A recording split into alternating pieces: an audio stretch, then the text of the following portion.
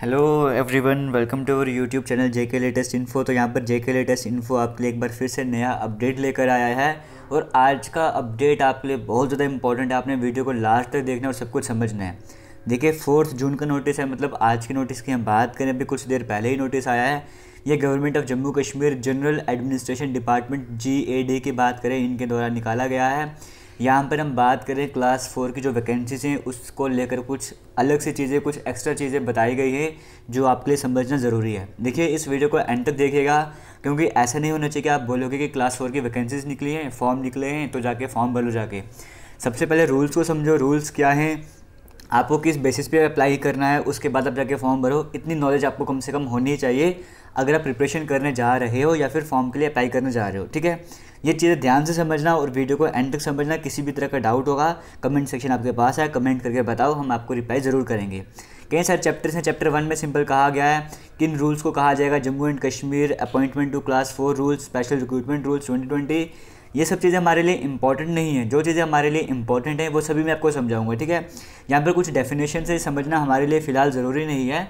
हमारे लिए क्या समझना ज़रूरी है वो हम समझेंगे। सबसे पहली बात ये एप्लीकेशन ऑफ रूल्स कि जितने भी रूल्स हम डिस्कस करेंगे ये क्लास 4 की पोस्ट को अप्लाई होंगे, जिनके लिए कहा गया था कि एक्सेलरेटेड रिक्रूटमेंट कराई जाएगी, तेज़ी से फास्ट वे में हमें रिक्रूटमेंट करवाना है। उन सभी की बात करें क्लास 4 की जो वैकेंसीज़ हैं वहाँ पर ये अप्लाई होंगी। एक चीज़ क्लियर हो गई, आगे चलेंगे।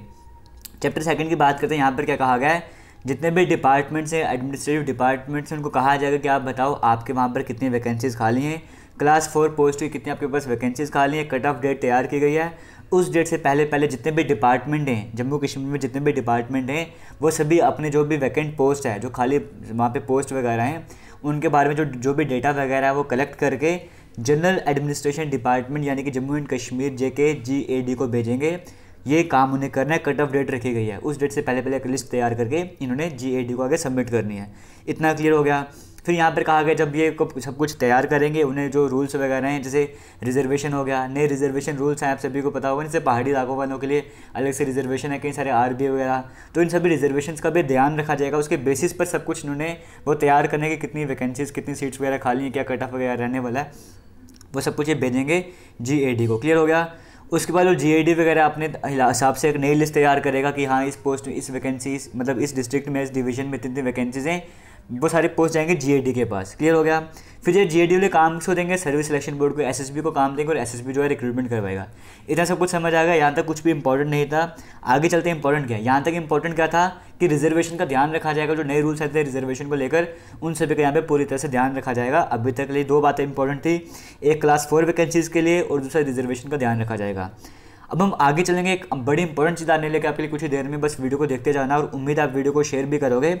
यहाँ पर हम एक छोटा सा टारगेट रख के चलेंगे, सिर्फ 200 लाइक्स का टारगेट रखेंगे हम। मुझे उम्मीद है आप लाइक करके ये टारगेट अचीव करवाने में हमारी हेल्प करोगे और वीडियो को शेयर भी करोगे।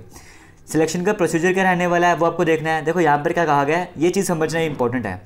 Board shall advertise all UT cadre, divisional cadre and district cadre post. देखो बोर्ड क्या करेगा, जो सर्विस सिलेक्शन बोर्ड की बात करें, वो जो एडवर्टाइजमेंट निकालेगा UT कैडर की होगी, डिविजनल कैडर की होगी, डिस्ट्रिक्ट कैडर की पोस्ट होगी। मतलब UT के हिसाब से भी पोस्ट निकलेंगी, डिवीजन के हिसाब से भी निकलेंगी, डिस्ट्रिक्ट कैडर के हिसाब से भी निकलेंगी।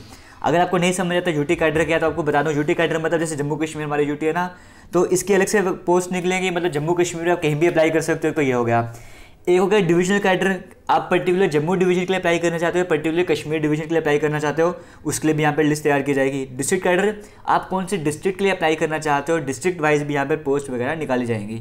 इतना क्लियर हो गया। कैडर का मतलब समझ आ गया। ये तीनों चीज़ों पर आगे कुछ और डिटेल्स आएंगी, वो आपको समझना है कि वेटेज वगैरह कितने कितने मार्क्स की वेटेज रहेगी, कितने नंबर का रिटन टेस्ट होगा, वो भी हम डिस्कस करेंगे। इतना आपको सब कुछ क्लियर हो गया। आगे चलते हैं और इंपॉर्टेंट चीज़ों की बात कर लेते हैं। जैसे हम बात करेंगे UT कैडर की। अगर आप UT कैडर के लिए अप्लाई कर चाहते हो तो मार्क्स का डिस्ट्रीब्यूशन कैसे होगा। UT कैडर मतलब आप ऐसा चाहते हो कि आप जम्मू कश्मीर में कहीं भी आप जॉब कर लो, जहाँ पे गवर्नमेंट की मर्जी है आपकी पोस्टिंग कर दे। अगर आप ऐसा चाहते हो तो आप UT कैडर के लिए अप्लाई करोगे। UT कैडर का वेटेज वगैरह कैसे रहेगी, 85 नंबर तो आपको मिलेंगे रिटन टेस्ट के। यहाँ पे ऑब्वियस सी बात है कि ओरल टेस्ट वगैरह आपको होगा नहीं, मतलब इंटरव्यू आपका वगैरह यहाँ पे होने नहीं वाला, सिर्फ रिटन टेस्ट के बेसिस पर आपको सेलेक्ट किया जाएगा। रिटन टेस्ट आपका रहेगा 85 मार्क्स का। क्लियर हो गया। वो कैंडिडेट जिनके जो मतलब फैमिली मेम्बर है वो ना ही गवर्नमेंट सर्विस कर रहा है, मतलब सरकारी नौकरी वगैरह, ना ही किसी PSU वगैरह में है, तो उसको 5 नंबर मिल जाएंगे। क्लियर हो गया। या तो अभी नहीं है या तो पहले भी नहीं रहा हो। ऐसा नहीं कि आप बोलोगे वो रिटायर थे तो अब रिटायर नहीं है तो हमें मिल जाएगा, ऐसा कुछ नहीं है। जिनके फैमिली मेम्बर ना आज है ना पहले कभी थे गवर्नमेंट सर्विसेज में, उनकी बात करें उनको 5 नंबर मिलेंगे।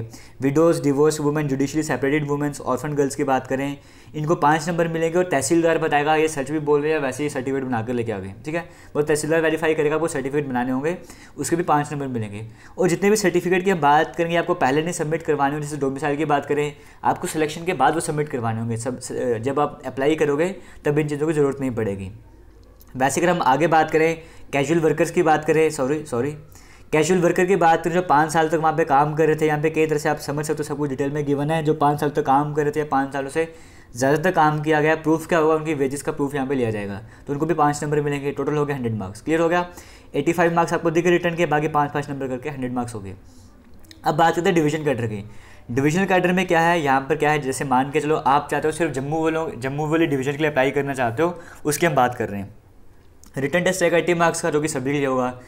Candidate of the home division, जैसे अगर आप जम्मू डिवीजन के रहने वाले हो और जम्मू डिवीजन के लिए अप्लाई करते हो 5 नंबर आपको मिल जाएंगे। बट अगर आप कश्मीर डिवीजन के रहने वाले हो और जम्मू डिवीजन में अप्लाई करते हो तो ये 5 नंबर आपको नहीं मिलेंगे, समझ गए। या फिर आप जम्मू डिवीजन वाले हो कश्मीर डिवीजन के लिए अप्लाई करते हो तो आपको 5 नंबर नहीं मिलेंगे, बट कश्मीर डिवीजन वालों को मिल जाएंगे। इतना क्लियर हो गया। मतलब जिस डिवीजन में आप रहते हो वहीं के लिए अप्लाई कर रहे हो तो 5 नंबर आपको मिल जाएंगे। फिर वही जिनके फैमिली मेम्बर नौकरी नहीं करे 5 नंबर, विडोज़ वो बाकी 5-5 नंबर का डिस्ट्रीब्यूशन इस तरह से हो गया। यहाँ पे 5 नंबर, यहाँ के 5 नंबर कहाँ पर आ गए, यहाँ जो 85 नंबर थे उसके 5 नंबर यहाँ पर आ गए, डिवीजन वालों को मिल गए। क्लियर हो गया, ये भी क्लियर हो गया, 100 मार्क्स हो गया। आगे चलेंगे डिस्ट्रिक्ट कैडर, मतलब डिस्ट्रिक्ट वाइज अप्लाई करना चाहते हो। रिटर्न टेस्ट यहाँ पे और कम कर दिया, 75 मार्क्स से कम कर दिया। यहाँ पे जो 85 मार्क्स थे उसके 10 नंबर कहाँ पर आ गए, candidate to the home district. मतलब मान के चलो आप जम्मू डिस्ट्रिक्ट के रहने वाले हो, तो अगर आप जम्मू डिस्ट्रिक्ट में अप्लाई करते हो तो आपको 10 नंबर यहाँ पे एक्स्ट्रा मिल जाएंगे। कोई और डिस्ट्रिक्ट का स्टूडेंट है, अगर वो जम्मू डिस्ट्रिक्ट में अप्लाई करता है तो इसे 10 नंबर नहीं मिलेंगे। क्लियर हो गया। सिर्फ जम्मू, अगर आप जम्मू डिस्ट्रिक्ट के लिए अप्लाई करते हो, जम्मू डिस्ट्रिक्ट की जो वैकेंसीज हैं वहाँ पे सिर्फ जम्मू वालों को ही यहाँ पे 10 नंबर मिलेंगे, बाकी किसी डिस्ट्रिक्ट के स्टूडेंट को नहीं मिलेंगे। या किसी और डिस्ट्रिक्ट की बात करें, वहाँ पे सिर्फ उसी पर्टिकुलर डिस्ट्रिक्ट वाले स्टूडेंट्स को मिलेंगे, किसी और डिस्ट्रिक्ट को नहीं मिलेंगे।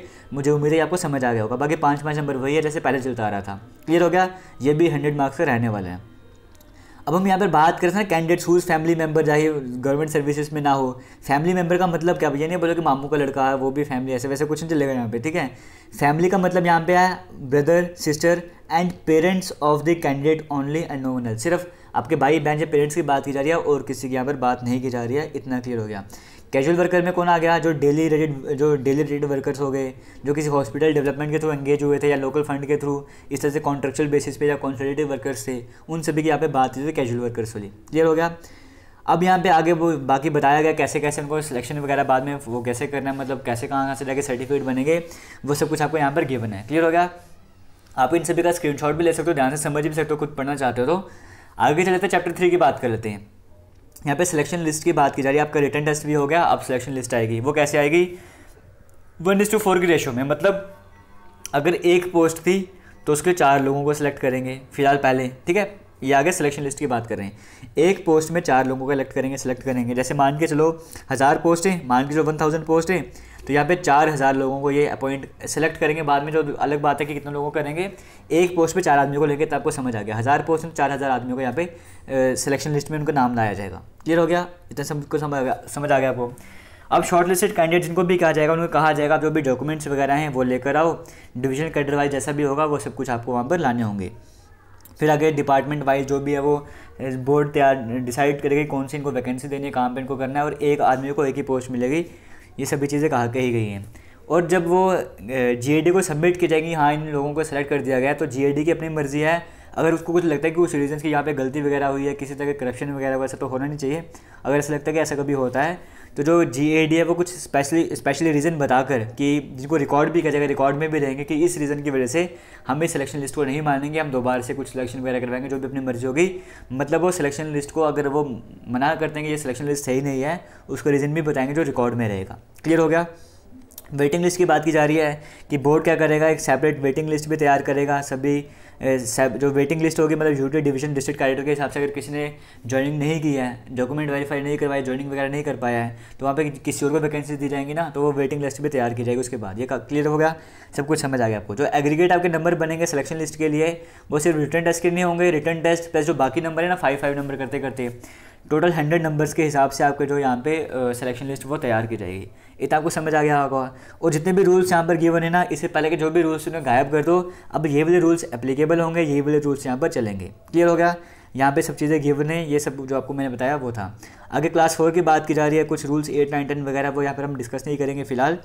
कोई या बाकी जैसे over riding effect of rules, जो पहले जो रूल्स थे उनको अब यहाँ पर देखा जाएगा, जो आपको मैंने कुछ देर पहले बताया, अब ये रूल्स आपके चलेंगे, इनको ध्यान देना है। ये आगे साइन आपके doctor Farooq Ahmad Lone IAS secretary to the government, date भी आपके सामने स्क्रीन में है।